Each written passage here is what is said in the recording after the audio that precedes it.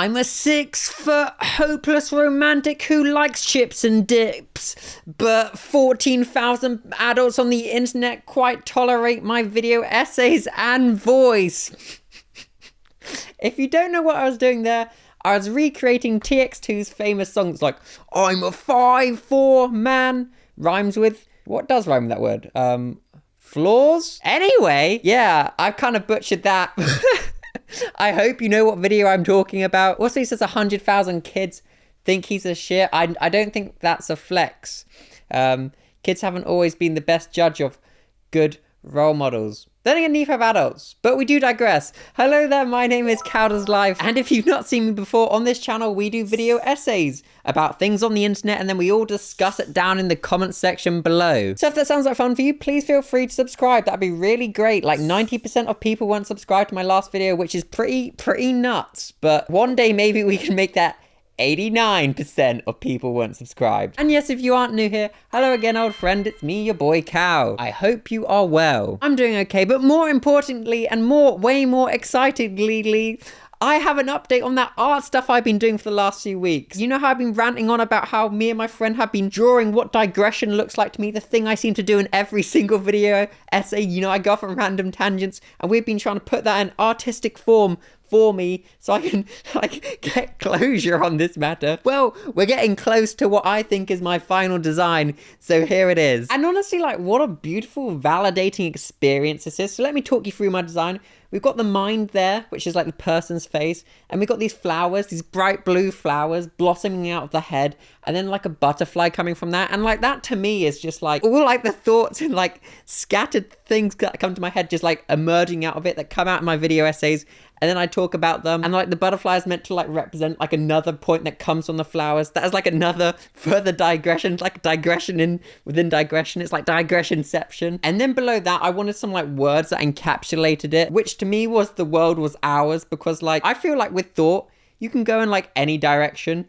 And with me, I generally don't know what the next thing I'm going to say is. It kind of just happens to explode up to the forefront of my brain. And I'm like, yes, let's talk about that next. Honestly, this process has been amazing. And I really urge all of you, if you've ever got this thing on your mind, or there's something that's been, bothering you, or something that you've been thinking about a lot, try and draw it out. I spent weeks doing this, and it's been the most therapeutic thing. So I really appreciate Josh helping me bring this to life. And then we've of course got his brand name there, separate collection. And I don't know what's in store next for this design. Josh really loves it. I really love it. And I've said if he ever wants to do anything with it, put it on his clothes, he's more than welcome to. And I'll let you know if that happens. Honestly, I'm just so grateful to have the experience of actually being able to put digression into image form, how it looks in my head. But anyways, that was the biggest digression I've probably ever done in a video essay. Let's actually get on to the actual topic of today, which is the degradation of punk culture and the commercializing of it that's happened over the last few decades, probably because of social media.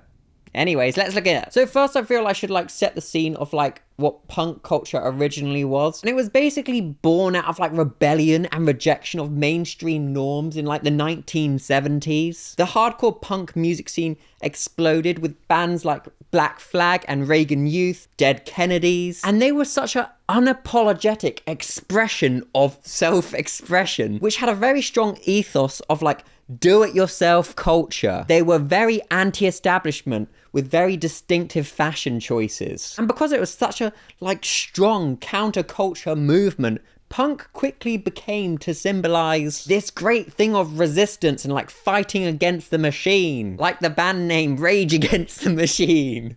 But not quite them, because they kind of arguably did sell out. Anyway, we digress. But OG punk at its core was challenge the authority, challenge creepy old man incorporated, the thing we hate on this channel, and also to embrace individuality. Sounds pretty good, hey? You're probably thinking, where can I sign up, Cow? We'll get onto that later. But I don't want to make it out like punk was literally just about the music. It was also very much how I mentioned earlier, the ethos of doing it yourself. So they would release the music themselves. They wouldn't have labels. They wouldn't sell out. And by that I mean they wouldn't get taken over by big management and then start performing in huge venues. They're very much about staying within their community and celebrating that. Booking their own shows, creating their own merchandise. And by that, they managed to bypass the corporate machine. Baby, they were winning. But if you fast forward to modern days, what we now see of punks on the internet and the musicians we have in pop punk, seem to be a far cry of the OG days and what it was all about. Whether we like it or not, TikTok has become this place,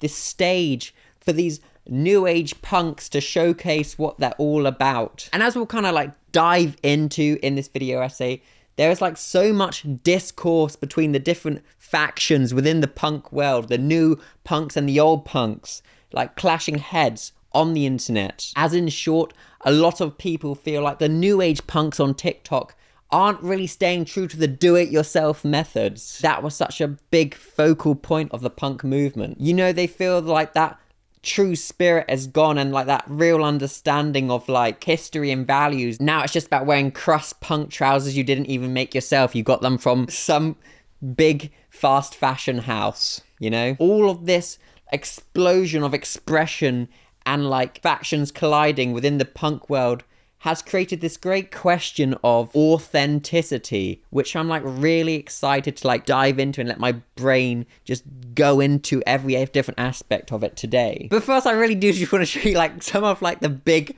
punk culprits on TikTok, you know, the ones that do spark so much controversy, so that it paints a picture in all of our heads so that we're all on a level playing field for the rest of the video. So you kind of know who I'm talking about later on in the video when I'm making various points. So there's this big creator called TX2 on TikTok who hashtags punk, but he also hashtags emo. He's like a duality of both.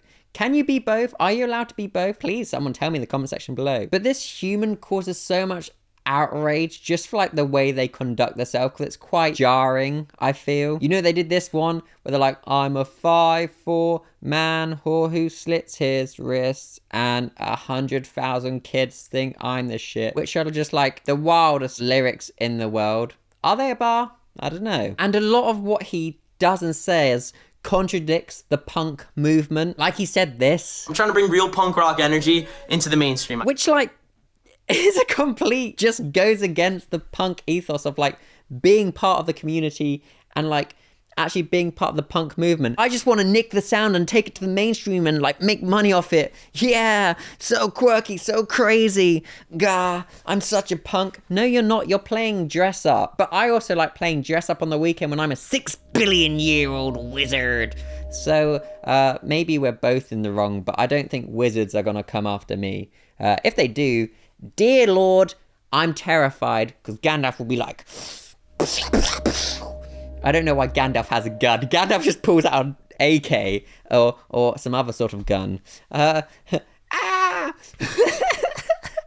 This little dude is just like an explosion of every alternative stereotype. But you know, if you hashtag punk, does that make him a punk?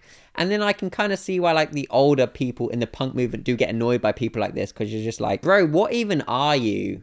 But maybe this is evolution, baby. Maybe this is just the modern punk. They wear fast fashion and the do-it-themselves ethos they bring is getting lots of views and likes on TikTok. You know, they're doing that themselves, right? Wayo. Love that for you, buddy. Another thing like this creator did as well to like kind of like fight back at a lot of the hate they were getting, because people were just like, you're so cringe, which you can agree with or not agree with. That's just personal taste. How he fought back was just like, I do this on purpose because I have to act outrageous so I can get all of my attention, so I can get fans. Once again, doesn't seem to be very in keeping with the punk ethos.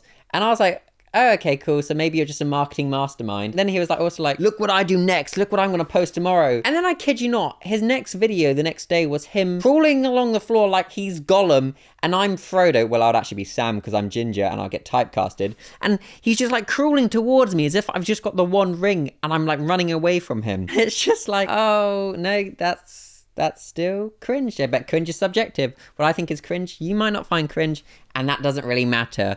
It was just a bit like, oh, you didn't really show us anything there, Buster. And someone in the comment section on this was like, you're not punk. And the guy was like, why don't you come to one of my shows and say it to my face? And the image of that like really just like made me giggle and laugh. Like, imagine you're at a show and you're about to perform and someone just screams, you're not punk. And he just like, I don't know, dive bombs onto them with this whole 5'4" frame. And also it's very smart because he's not really punk at all. He's actually very capitalistic. He's like, come to my show, buy my ticket. The guy's a marketing menace, and I honestly respect the capitalistic hustle from you, King. Secure the bag, wayo. But from a punk standpoint, if I put my punk lens on, I'm like, you're wickety whack and you're not all that. Ah. Bare hands. Isn't that right, Skog? Yeah. Wayo. Maybe he actually just sends his army of 100,000 kids that think he's the shit after you. You think you the shit?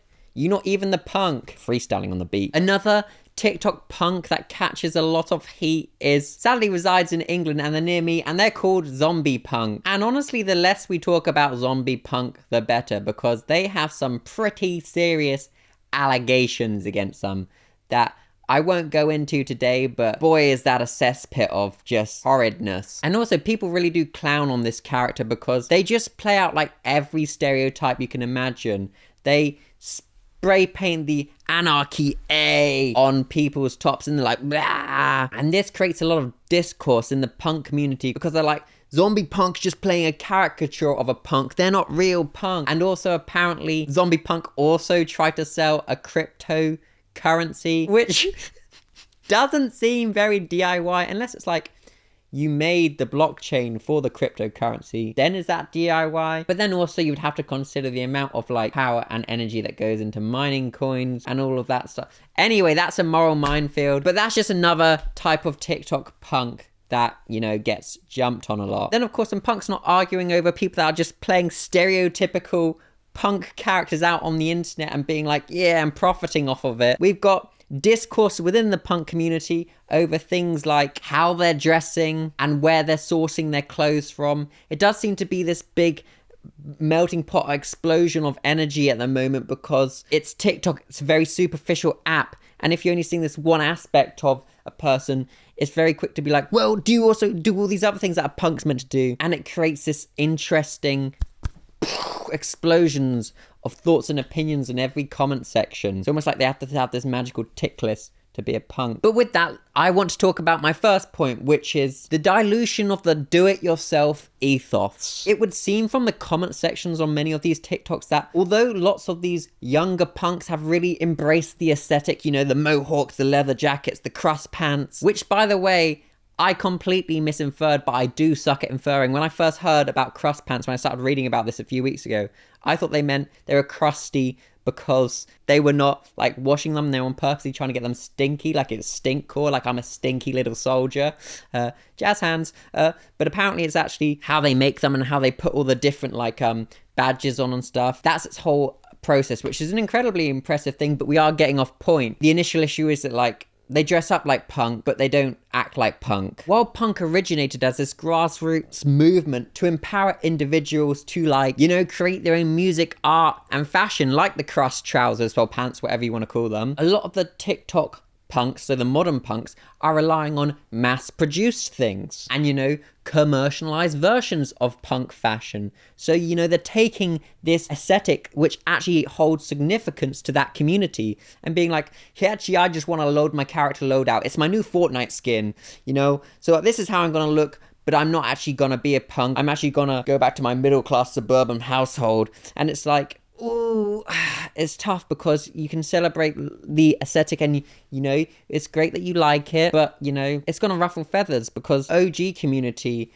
are like, hey, no, that actually means something to us. It represented something to us. So it's kind of like that hard balance between like letting new people in and maybe they'll learn about it along the way, and like the old heads that just want you to know about everything you're doing. And like, for example, this TikTok, this human was wearing some clothes and people in the comment section were speculating whether they got the trousers from Hot Topic, which is like an alternative fashion shop, very popular with youths, I believe. People were saying that like, it's not real punk because you're just going to Hot Topic. You're cosplaying, you're not the real deal. And I suppose that's the thing. People with lots of disposable money or come from, you know, families where they do have access to lots of disposable money can just dress up as a character and can live out this dream without really adopting any of the lifestyle, which is why they get called things like a poser. And that's a tough one to navigate and discuss, which brings me to my next point of like gatekeeping versus inclusivity.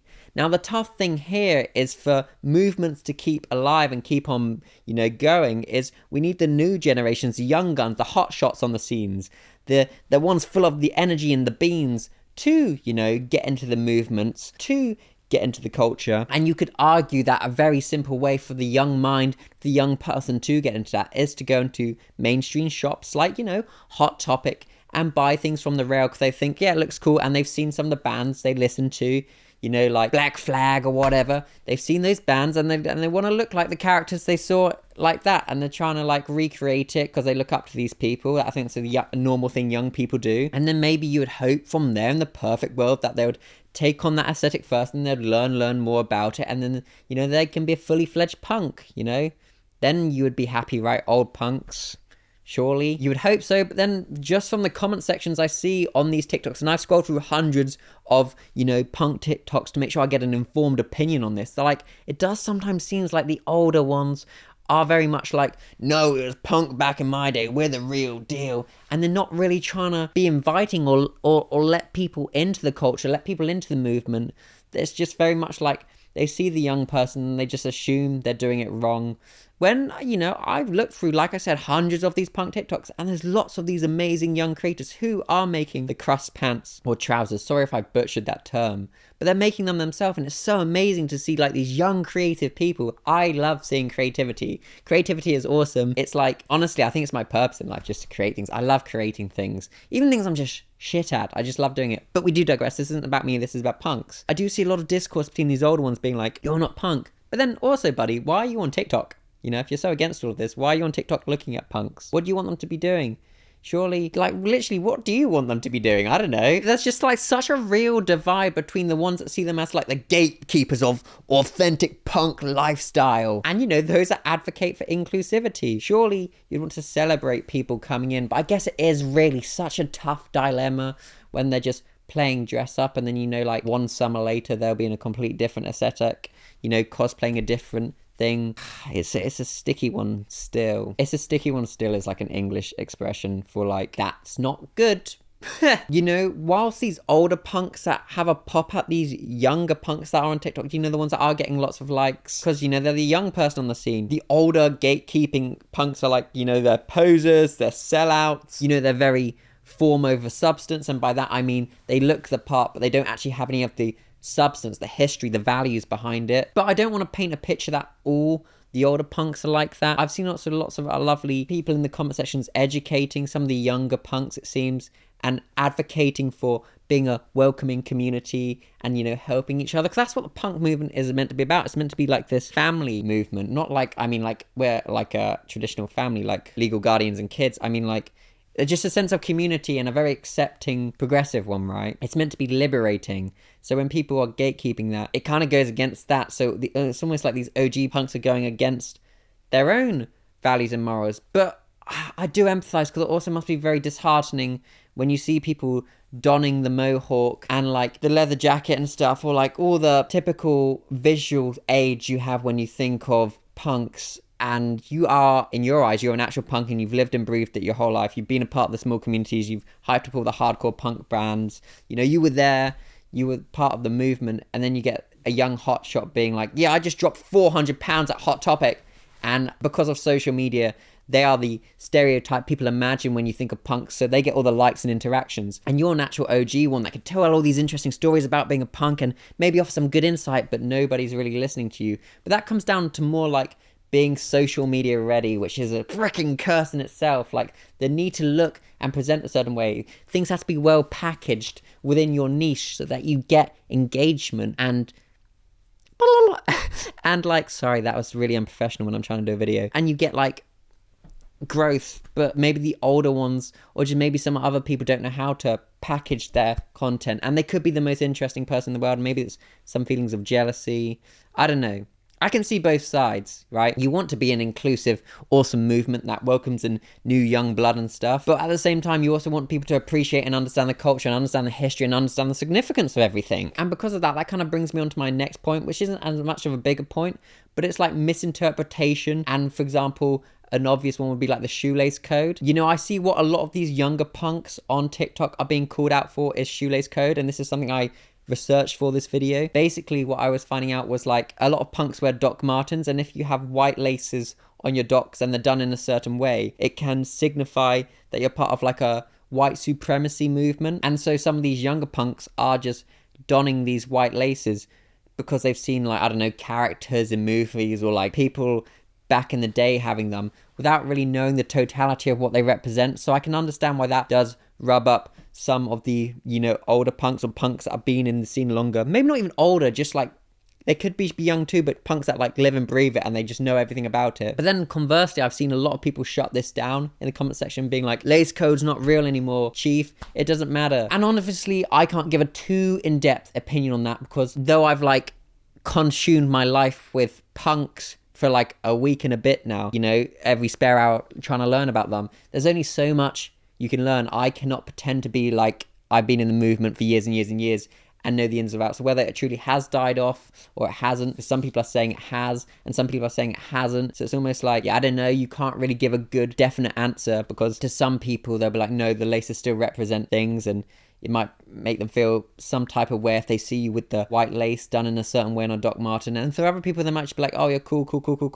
Because I've definitely seen just like regular people with white laces on their docs, just because I think they look cool, or it looked cool with that type of color of doc they had. They had like a white doc with white laces. It looked interesting. And they were definitely not part of the punk movement or trying to push some agenda. They were very much like a Starbucks girly who are just like harmless and fun. They're yeah. So it's a very tough one. And this is why there's so much interesting conversation going on around the punk movement right now, because due to social media, it's like opened up everybody's world. Like it's like sped up globalization so much. So like young minds get to see all of these cool movements and they get to like try it out, because I guess all of this stuff does get commercialized, whether it be in the hippie movement or like the punk movement. Aspects of the aesthetic do get sold in mainstream shops. You just have to accept that's kind of like part and parcel of capitalism. Big companies will always try and profit off these subculture movements, because often you find a lot of young minds, a lot of impressionable people that also just kind of want to cling on to some part of identity, want to be a part of these movements. They want to feel like they're doing something for the world. And Old Man Incorporated will realize they can secure the bag off of this. So they'll sell you some of that stuff at very hiked up prices, and it will be fast fashion made in terrible circumstances for the workers, which is not ethical or swag. And this is why there's so much and excitement and conversation in the punk community, I suppose. It really is. It's so interesting. I love conversation. I just like watching people share their points of view. I've never really had a problem with people agreeing or disagreeing with me. I just like talking with people. Not in the sense that I have no friends. I feel I should say I have some friends. Admittedly, not a big group. I don't know why I'm telling you about my friend life. That's not relevant. I just think, conversation is a great way for change and a great way to educate people. You don't have to always think people are like horrid. You don't have to think people are perfect. You never should put people on a pedestal that are like these smooth crotched, perfect Barbie dolls or Ken dolls or whatever. Everybody makes mistakes. Just like, I don't think it has to be that like old punks have to hate new punks and new punks have to be these total sellout losers and posers. Yes, there'll be sellouts in the scene that do get their name mentioned and do become very big icons, but I don't think that makes it in totality that, all young punks are inherently bad. They're all just learning about it, and gotta try and remember it through the lens of being a child or a teenager. You weren't at that point probably an expert in the punk movement. Maybe you were there when it was, OG, and that's really cool. What an awesome experience that must mean. You must have some of the most interesting stories in the world, but you've got to let them find their feet. And I think with that there's a time lag where they learn about the ethos, values and culture. But I also understand, it must be annoying when you're an actual punk and then you see this young gun pull up with the leather jacket 6000 and the crusty panties. Sorry, no, Lord, what have I just said? With the crust pants. I'm not trying to upset punks. Crusty panties sounds like something Mr. Krabs would sell. There we go, I've diffused that one. But you know what I mean? I think because I'm an old adult, I can understand both sides of that argument of like wanting people to appreciate things, but also, being a kid and it's so fun being part of a movement, like getting to wear the clothes and it feels like self-expression. Which brings me on to like a really interesting point and something I feel quite passionate about, as I was once a teenager, but it's like the discourse within like identity politics. And by that I mean like when you're young, it is very normal to try out many different aesthetics, to try out many different hobbies, try out many different sports, to try out many different lifestyles, while you find the things that resonate with you, while you find like the factions or like the story modes or the campaigns or the side quests that fit with you and your character build. Like you're playing your own story mode campaign, and within that there's so many different options for what you want your lore to be. Do you want to be a punk? Do you want to be an emo? Do you want to be a goth? Do you want to be a Chad? Do you want to be a cheerleader? I chose the emo route personally. And like, could you have just said I was a poser in the emo world? And that's a really interesting self-analysis point, because yeah, I wore like the incredibly tight skinny jeans that probably did heinous things to my sperm count. Sorry if that's crude, I don't really know. I don't think sperm's a crude conversation, is it? We all have sperm, or we don't all have sperm, but some people have sperm. which is rock and roll. Wayo, maybe like elder emos would be like, it's just a phase, look at him now, he's wearing a turquoise shirt and a grey t-shirt and he's got blue jeans on and he's got docs on, but they're the like cottagecore ones. But then some days if you see me, I would say I look pretty goth. You know, I've got like the Rick Owen docs on, I've got like the black trousers on with the black skeleton jumper. No, I would say that's pretty goth. Or not goth, emo, sorry. You know, I still think some days I look like a bit of an emo. I don't think things have to be part of you for life, right? They can be very important for you at one part in your life, but you give people the space and understanding to move and express themselves, and how that changes over time. Like I said, your whole life is one big story mode, one big game. When you're done with chapter 1, you may go on to chapter 2 and then switch up your aesthetic. And as long as you're just not like this absolute culture vulture that just take, at least while you're maybe in that faction, while you're in that loadout, while you're in that character, you try and understand some of the stuff around it. I think that's pretty important. I'm not saying, you know, go out and culturally appropriate. You know, don't be that severely middle-class white kid that goes and gets locks and says, like, Bob Marley made me. I think that's going to rub up many people the wrong way, and understandably so, you know. Always try and be aware of what you're doing and understand if you can be a part of that movement or if you can't due to historical and cultural reasons. I think younger kids, I give a lot more leeway to with these movements and whether they are like a real part of the movement or not, because like they're literal kids. I think we can all relate to feeling so self-conscious and so just vulnerable as a kid. You're an explosion of emotions, you've got all these hormones in your body, and you really do just want to so desperately, and there's no other time really like it in your life, I suppose, but as a teenager and as a younger person, as a younger mind that's still developing, you really want something to cling on to, like say you're part of something, especially if like you're a bit of a misfit at school, you have trouble fitting in, you know, which I did. I found great closure and great validity, and I felt like part of something bigger than me when I was part of the emo community. Now, was it the best for my mental health? Yeah, that's debatable, and maybe I could be in a podcast one day and talk about all of it, but like, at least it gave me something, right? It gave me something to look forward to, something to express myself with, like a whole sub-genre of music I could listen to. And as long as, you know, you're not like taking up loads and loads of space of being like, I'm the emo swag lord, nobody else is as emo as me. I was never like that. I was much more like a sit in the corner quietly and be too shy to say anything to the other emos, because I perpetually overthink everything. I still actually overthink everything now. But like, it's the same with these punks, right? The kid punks. Yes, you could say they look very characterized versions of punks. They're never just like half-assed. You've got to give it to these kids. They really are just really going for it. And it takes great confidence to have a mohawk when you're a kid. And there's a real vulnerability there with young minds, and you don't really want to stomp on that, because that can make them turn into like, I don't know, like incels or whatever, and that's a pretty harsh extreme. But it's just like, if you smash someone's like self-expression when they're young, it can do really bad things to their psyche and make them, you know, pretty cut up about things, and you never want to do that. You want to be like, hey buddy, I love the mohawk, I love your crust pants, trousers, things, pantaloons. Well, regardless of whether you made them or not, or like regardless if you know anything about the punk music scene and like what it all meant, you know, let's talk. You can always politely educate people. I don't think it always has to be war as such. However, I don't want you to just think I'm bashing the old heads that are gatekeeping. I'm not. I understand, you know, wanting your movement, the thing you're very passionate about, part of your lifestyle. I understand wanting to keep it real and not just like, hot topic says it's cool, so it's cool. However, I will come in and defend you guns blazing with my morality cannons. Get them, Skog. Ooh, yeah. I've had 2 coffees, by the way, if you're curious. But I do have a problem with like these grown-up punk TikTok creators like TX2 who come in and clearly don't care about the punk scene, right? They're here to secure the bag. They're a very marketed, watered down version of punk. And that brings me on to my next point, which is TX2 and the mainstream consumerization of punk movement. TX2 even said, I'm bringing it to the mainstream. TX2 clearly cares more about mainstream success, clearly cares more about the validation of the views. Otherwise, the opening bar wouldn't be, I've got 100,000 kids that think I'm the shit. That seems so distant and so separated from the DIY roots of like doing it yourself. And I don't know, it just seems kind of distasteful, regardless of whether he is doing it himself or not. I know he claims like he lives in a van and stuff. It almost feels like he's just like virtue signaling, ticking things off like, I've done this, so I am the punk. And that's a very complex one, right? If TX2 is so like gun-ho about seeking commercial validation, seeking commercial success, and being like this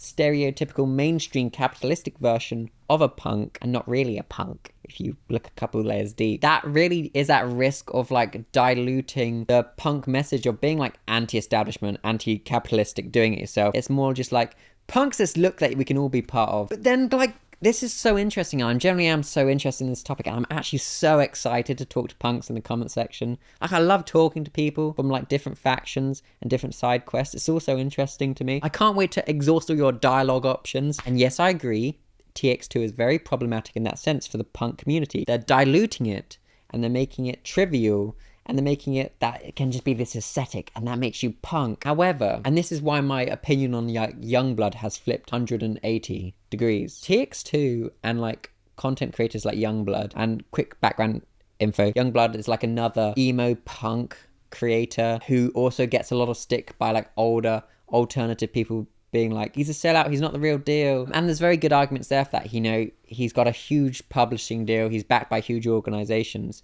And you know, I made a video actually on this years ago being like, yeah, Yungblud is a poser or whatever. And I don't agree with that at all anymore. And this is the beauty of 3-4. It goes back to my image, you know, digression, and how there's flowers and then there's butterflies, and all these things can change, and it's beautiful. I just love that image. Honestly, it makes me so happy. But yeah, like the way I see it is TX2, if we put a pin in the punk movement for a minute, TX2 and Yungblud, I think are great for young people. And I don't mean like young people like in their 20s, I mean literal teenagers and below, people that need very obvious examples of good and bad. Though, you know, lots of adults will be like, yeah, no, TX2 is cringe or whatever. He also does seem to make it a very inclusive place for these young people that would otherwise be very vulnerable and may not always be the ones that are fitting in communities. It's the same as Yungblud, right? I used to be like, so cringe, so not cool. He's just saying the most like obviously good things, you know? He's not saying anything actually thought-provoking. It's all very surface level with him. But then I was like, hold up a second. I'm not his target audience, clearly.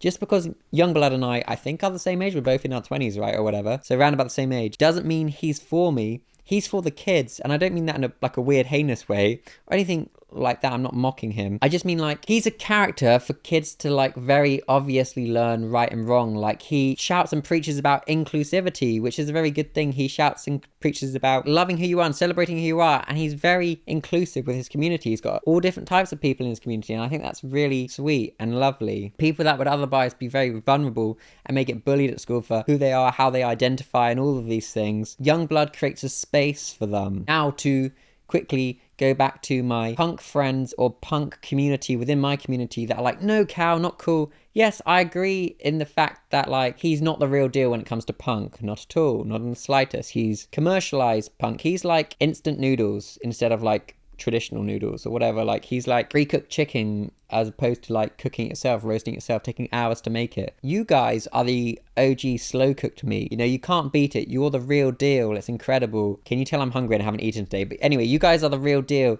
There's no ever replacing you. However, for the mainstream public, the main average Joe, they don't always want to wait 6 hours for that, or they don't, and by that I mean like, you know, they don't want to learn about everything and all the histories. They just want the instant gimme fix.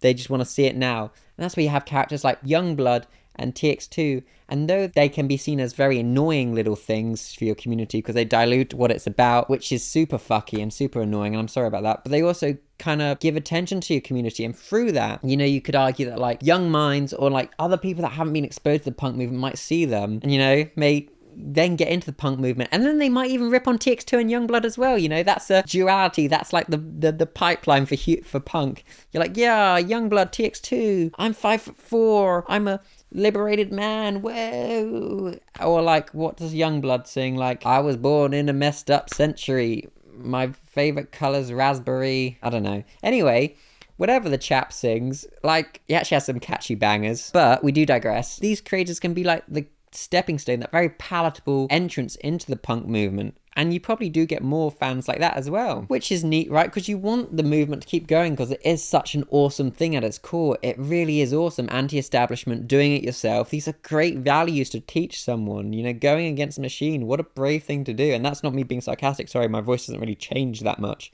That's genuine. I'm being genuine. I think that's amazing, to do things yourself, to create yourself, to be this inclusive movement. I think that's cool. However, as like my next point, and this one could be going like slightly deeper than like surface level and just talking about like looking a certain way or acting a certain way. And this point is like intersectionality and like social justice. As punk historically has served as a platform to voice marginalized communities, okay? It's been pretty progressive in that sense. And at times it's been like this beautiful catalyst for social change. And a valid critique maybe of the modern day TikTok punk is like how will these values and ethos be held up in a world which is, I'm putting my fit on the internet, this is me with my mohawk and my battle jacket and my trousers. I'm not going to say crust pantaloons again because it just feels cringe. Like, and I don't really think I'm making fun of it. I think it's genuinely cool and the creativity is just like A1. I've freaking love to see people making things. In that world of very superficialness, like I said earlier, form over substance. So, you know, by that I mean looking like it rather than actually having the substance of it. Okay, so in this case, it'd just be looking like the punk, looking like Yungblud or whatever, looking like TX2, or having just the mohawk, instead of actually knowing anything about the values of cause, or actually spreading anything about, like, you know, do-it-yourself culture, or, like, inclusivity, and say you're, I'm not saying they are, but just say you're just, like, someone that has lots of disposable money, and you come from a fortunate background, you can just afford to buy the leather jacket, afford to buy all the band patches, because all that stuff must cost a lot. Afford to either pay someone to make the trousers for you or make them yourself, get all the equipment. It can't be cheap to have it all. If you're coming in and doing that and you're the one getting all the spotlight, I can really understand how that really irks and upsets punks, but because then it just becomes a fashion show rather than actually spreading, you know, like peace and love. And I don't mean that in a hippie sense, but like I suppose they're intertwined in that sense because they both had a good core message of being accepting movements, right? So when you see like Octavius with his leather jacket on, he's like, ah! Or I don't think that's actually punk at all, but he's just like, anarchy! It must be just like, oh, come on, we're actually trying to do something here. Screaming anarchy isn't really going to change anything. We're trying to have actual conversation. There's nuance here. We're trying to do something. We're trying to achieve something. And you're just like, anarchy, bro. It must make you want to headbutt glass if you're an OG punk. And I wouldn't suggest doing that. Faces versus glass never seems to come off too well for the face individual. I wonder if you just heard my tummy growl. I'm starving. I can't wait to eat non-slow cooked chicken after this. And that's not me taking a shot at OG punks because of the analogy earlier. I'm just going to cook a really quick meal and eat it and then go to Pilates. Yeah. And I think my last point would be like the role of like influencers and celebrity icons that are like considered punks, you know, how they choose to use their space, use their privilege of being someone in the public eye, and how they choose to give back to the community. You know, in this landscape of very much copy and paste pop punk or punk pop performers, there's many TX2s out there. There's loads of other bands that are just like put on like the punky voice and they're like, and tonight, and it doesn't feel genuine. It feels like it's made in a lab by like Creeper or Man Incorporated. Like, have they got the eye makeup? Have they got the mohawk? Have they got the tattered trousers that weren't actually tattered? We just ripped up some jeans from Top Man or whatever, the conglomerate from down the road. We got them from TK Maxx. I'm trying to think of a universal example of a shop we have all over the world. Amazon, we got them from Amazon. They're just pumping out these characters. It doesn't feel genuine at all to the movement. It doesn't feel like there's any like thing of realness there. It's smoke and mirrors. I think it's important how these characters, you know, that have profited off the punk movement, or at least how it looks, right, dressing up like the characters, how they can give back to the communities. And that's a very real conversation to be had with these creators, and you should hold them to these things. I don't mean like hound them and be like, say horrible things to them, don't turn it into a witch hunt, but they should be, you know, giving back. They're going to profit off these subcultures and these movements that have great historic value. They should be doing something for the community. And I'm not saying they don't, by the way. I know Yungblud is doing that festival, which he's trying to make as cheap as possible, which is like Yungblud Fest or something. I can't remember off the top of my head. I remember just reading about it, and he's trying to create this thing that's as cheap as possible. It's still not cheap though. But that's, what can you do when you're getting loads of big artists? But he's trying to do something, I suppose. And he has done lots of free shows in London. And that's not me also saying I'm like I'm an A1 Yungblud fan or whatever. No, I don't listen to him really. But I no longer have any feelings of, I don't think he's cool or anything towards him. I think he's fine. You know, I think he does a lot for young people who need very obvious characters of good and bad. You know, they need these people that obviously are good. And I think that's why once Matty Healy was just like, took the piss. Matty Healy's from a band called 1975. He took the piss out of Yungblud, saying Yungblud just says the most obviously good things. And it's like, yes, of course we all think that. And yes, why an adult mind that can critically think and has life experience can think all of these things because they have a fully developed like conscience. I think a young person kind of needs that person to be like, yeah, this is good and we spread love and peace and you're all allowed in my community, no matter what you identify as, no matter who you are, no matter what you're like, whatever you've got going on, you're part of this family and you're loved and you're wanted and we spread love. And I think hearing that as a kid is just nice, to feel like you're part of something, because as a kid, like I said earlier, you yearn so much like never before to just be part of something. And I promise, if you're one of my younger viewers watching this, it gets a lot easier as you get older and you don't have that insatiable need to be part of a movement or whatever. You get kind of just distracted by paying the bills and being a cog in the machine, buddy.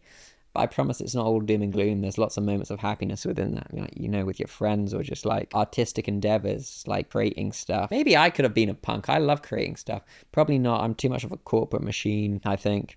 Probably. I don't know. I don't make any of my own clothes. Not that I think they do. I know they make the trousers. But anyway, we're digressing. This is not about Cowder's life and his pivot into the punk world. I don't think that's a viable option for me at this point in my life. I think these characters are good, but I can acknowledge it's very arguably problematic and really annoying for the actual punks in the industry when they see these characters that are so far from the actual punk bands they remember back in the day that were doing it all themselves and on purposely never took mainstream success so they could stay, small and stay authentic and stay like as actual big movers and shakers in the punk scene. When they see people like Yungblud or TX2, it must just be like, you're so annoying and what's happened to my beautiful movement? Punk must feel dead to you and I'm sorry. But from what I understand within my research, the punk movement is very much alive, people. Let's get a round of applause for that. Yeah, but it's obviously not in the mainstream, and if you are a young person that wants to get into the punk movement, apparently it's those small gigs that are still going on in your local communities. Go and support those bands. If it's something you generally want to be in, right, and you want to be a punk, obviously if you're a kid and you want to be in it, go with your legal guardians or something, or go in a big friendship group to make sure you're safe because, safety and all of those things. But apparently punk is alive and kicking, which is great, because we need these subculture movements. We're going to need them forever to really challenge the status quo.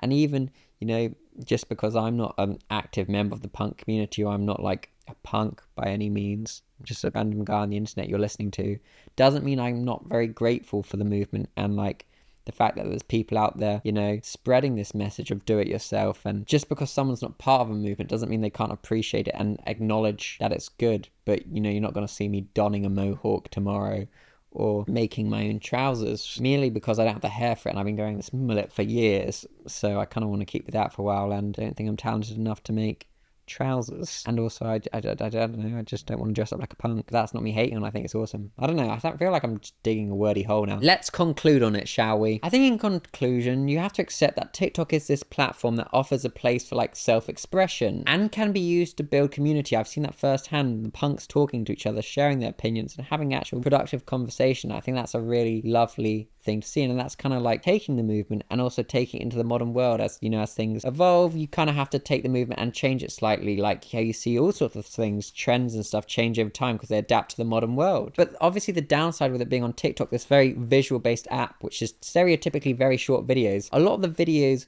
are based on the superficialness of them. And the issue with that with punk is because the punk movement, though it's a very famous aesthetic, it is also a radical ideology and radical movement. And those ideologies and those messages are pushed to the side just for how the person looks. And now obviously with that, the people that are going to get the most attentions are the ones that look most stereotypically punk, the ones that look like the caricature, like London zombie punk or like TX2, the loud one. These big loud characters are the ones that are going to get the spotlight, and they aren't necessarily, and in this case they really aren't, pushing any of the actual ideologies of punk. They're just doing like generic things that are very palatable to the masses. So that's a genuine critique there, right? But from my research, I can say with a bit of slight positivity that like while the TikTok punks may introduce new minds and the new waves and the new young bloods and people old and young into the concept of punk, whether it's just the aesthetic to begin with, and then from there they can learn about it further. It does seem, from what I'm seeing in the comment section and like the videos I'm seeing of people at like the small venues and stuff, that punk is alive and kicking, baby. It's there. We've got it. It ain't dying. Real punk is there. And that's, I think, the beauty of real punk. It's not meant to be this big thing on TV that's meant to be sold to the millions and billions. It's meant to just be this beautiful force of energy and unwavering will of just like, stick it to the man. We're doing our own thing. And I love that gosh darn sense of community. I love it. I love seeing people being passionate about things. Passion isn't cringe. Passion is beautiful. And I know you're probably thinking, who is this nasally boyed man trying to give me like some Disney style pep talk at the end of his video? That's cringe. I'm just a passionate guy, okay? I'm a very passionate man. And I love seeing passion. And I love seeing people just doing things because they love it. And the core punk people are just doing punk because they love it, and they're going to the shows and they're all supporting each other in the hardcore movements and stuff.